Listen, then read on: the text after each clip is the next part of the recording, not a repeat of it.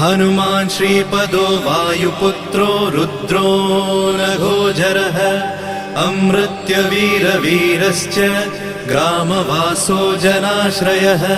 धनदो निर्गुणः शूरो वीरो निधिपतिर्मुनिः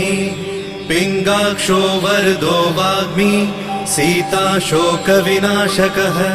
शिवः शर्वत्परो व्यक्तो व्यक्ताव्यक्तो धराधरः पिङ्गकेशः पिङ्गरोमा श्रुतिगम्यः सनातनः अनादिर्भगवान् देवो विश्वहेतुर्जनाश्रयः आरोग्यकर्ता विश्वेशो विश्वनाथो हरीश्वरः भर्गो रामो रामभक्तः कल्याणप्रकृतिस्थिरः विश्वम्भरो विश्वमूर्तिर्